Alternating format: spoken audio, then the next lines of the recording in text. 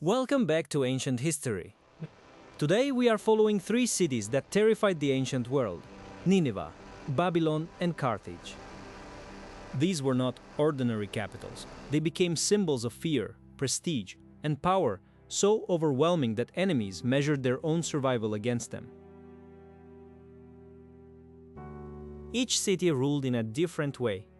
Nineveh terrified through military discipline and imperial violence. Babylon terrified through sacred kingship, wealth, and monumental architecture. Carthage terrified through fleets, commerce, and strategic endurance across the sea. But fear in history is never simple. A city becomes terrifying not only because it is strong, but because others believe it can shape their fate. Siege, tribute, exile, destruction, defeat, and domination all begin as possibilities before they become reality. That is why these three cities matter. They show how civilizations project power, how rivals remember that power, and how even the most frightening capitals can fall. We begin in Assyria, at the city that once seemed like the iron center of the Near East. Nineveh was the capital of the Assyrian Empire, a state that mastered conquest across Mesopotamia, Syria, Anatolia, and beyond. To many ancient peoples, Assyria was not just a rival kingdom. It was a machine of war, tribute, and obedience. Its power came from organization. Assyria built roads, used governors, dispatched messengers, and moved troops with a discipline that made resistance dangerous. It was an empire that understood that speed and coordination could terrify before battle even began. Assyrian kings also turned violence into political language. Their inscriptions and palace reliefs made conquest visible. Enemies were shown defeated, cities were shown subdued, and royal authority was carved into stone for all visitors to read with their eyes. This was not decoration, it was a warning. Anyone entering an Assyrian palace learned that the king claimed mastery over nature, animals, cities, and nations. Fear became part of architecture itself. Nineveh stood at the center of this imperial confidence. Its walls, temples, and palaces reflected a state that believed it had the right to command the world around it. To subject peoples, the city became the image of organized imperial terror. Yet power this intense creates enemies. Assyria ruled through tribute, deportation, and relentless campaigning. That brought wealth to the capital, but it also created a long memory of hatred beyond the walls of Nineveh.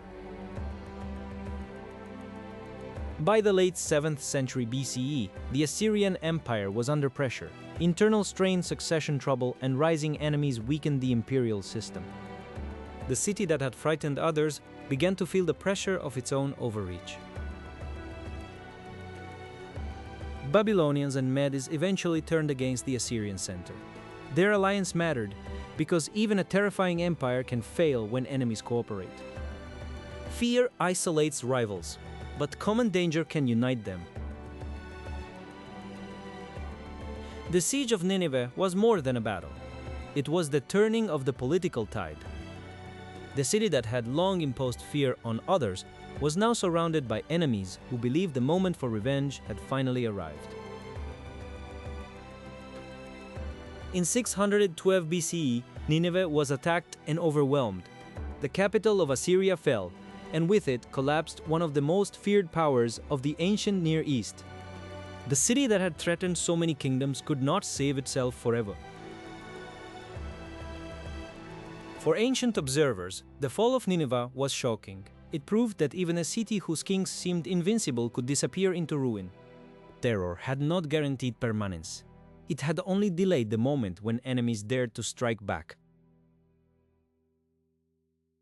Later, memory kept Nineveh alive as a warning. The city represented the height of imperial force, but also the fragility of that force once alliances broke and legitimacy weakened. Fear had built an empire, yet it could not preserve it forever. Nineveh terrified the ancient world because it concentrated power with ruthless efficiency. but its legacy also teaches that fear breeds resistance. From Assyria, we move south to Babylon, where terror took a different, more majestic form. Babylon was not terrifying in the same way as Nineveh. It inspired fear through magnificence, sacred status, and imperial wealth. Its processional roads, temples, gates, and royal monuments made it one of the most famous cities in human memory. Under Nebuchadnezzar II, Babylon became a great imperial capital. It defeated enemies, reshaped the balance of the Near East, and projected authority through spectacle. To enter the city was to step into a world designed to overwhelm the senses. The Ishtar Gate symbolized this atmosphere perfectly. Covered in vivid glazed brick and animal forms, it announced royal power before a visitor reached the heart of the city. Babylon understood that fear could begin in beauty as easily as in armies. The city's sacred role deepened its power.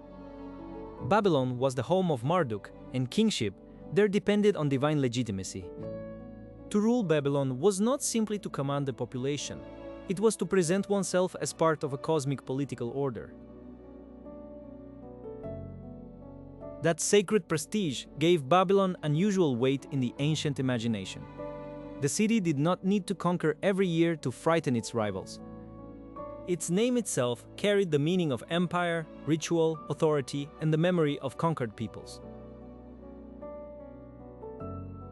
Babylon also controlled the memory of exile. For subject peoples taken from their homelands, the city represented both overwhelming imperial order and painful displacement. It was feared not just as a battlefield enemy, but as a machine of domination. The city's scale reinforced that impression. Walls, terraces, ceremonial roads, and temple complexes all suggested that Babylon was more than a capital. It was an argument in brick and stone that empire could be made visible. Yet, even a city so magnificent depended on political stability. By the time of Nabonidus, Babylon's last king, tension grew between the throne and powerful religious elites. Absence from the capital weakened confidence in the royal center.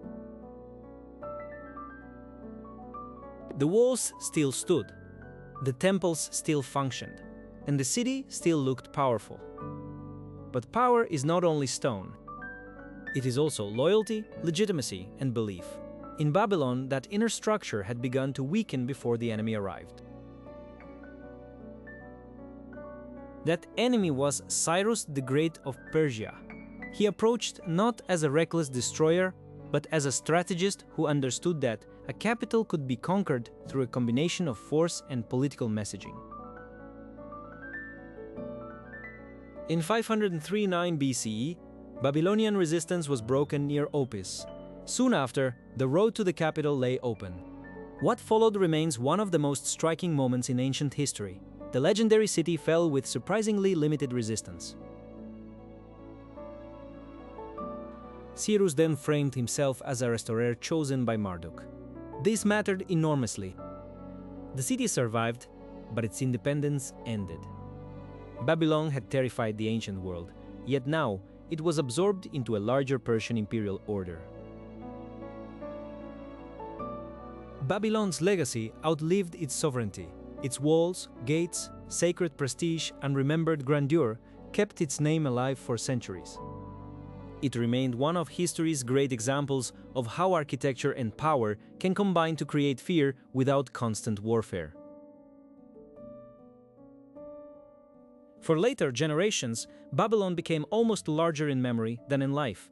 It stood for luxury, domination, sacred power, and imperial warning all at once. That is why its shadow stretches so far beyond its own age. Our third city was Carthage, on the coast of North Africa. Unlike Nineveh or Babylon, Carthage ruled through the sea. It was a commercial empire, a naval power, and a strategic rival whose strength spread across harbors rather than desert roads. Carthaginian power depended on trade, wealth, and fleets. It linked North Africa, Iberia, islands, and the Western Mediterranean through commerce and military reach. This made the city difficult to predict and even more difficult to contain. To its rivals, Carthage was frightening, because it could turn ports into networks and networks into power. A fleet could appear far from home, bring soldiers or supplies, and reshape events before a land army could react. The city itself reflected confidence. Harbors, warehouses, markets, docks, and defensive works showed a civilization built on calculation and maritime skill. Carthage did not need to look like a Near Eastern sacred capital to inspire fear. Its greatest rival became Rome. The Punic Wars were not minor disputes. They were massive struggles over trade routes, islands, armies, alliances, and the future control of the Mediterranean world. Then came Hannibal, the figure who turned Roman fear into panic.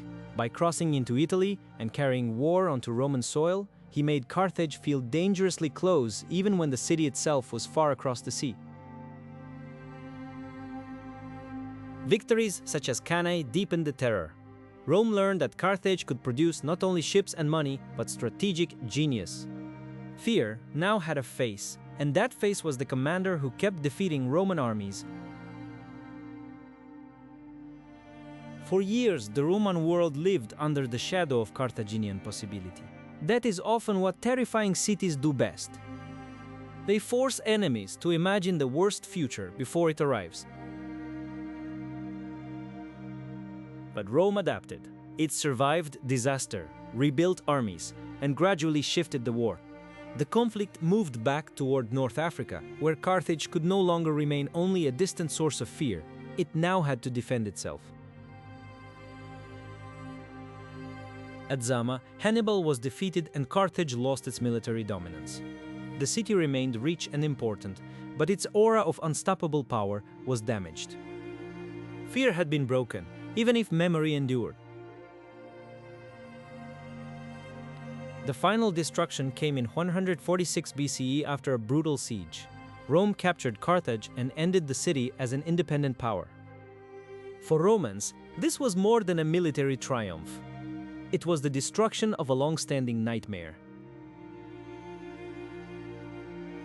Even so, Carthage survived in memory as the city that made Rome feel vulnerable. Its fleets, commerce, and commanders proved that fear could come not only from walls and kings, but from mobility, strategy, and patient endurance. Nineveh, Babylon, and Carthage terrified the ancient world in different ways. Nineveh embodied military discipline and punitive empire. Babylon embodies sacred prestige and monumental authority. Carthage embodied maritime power and strategic resilience. Their enemies feared them not only for what they had already done, but for what they might do next. That is the true logic of terrifying cities. They dominate the imagination as much as the battlefield, making rivals feel small before the struggle even begins. Yet none of them endured forever. Nineveh fell to coalition, Babylon to lost legitimacy and Persian opportunism, and Carthage to Rome's refusal to tolerate a rival. The lesson is simple and severe. Power can frighten the world, but it cannot stop time. That is why these cities still fascinate us. They show how fear is built, how it spreads, and how even the capitals that once terrified the world can become ruins beneath the sun. Thank you for watching Ancient History. If you enjoyed this journey, subscribe and tell us which ancient city we should explore next.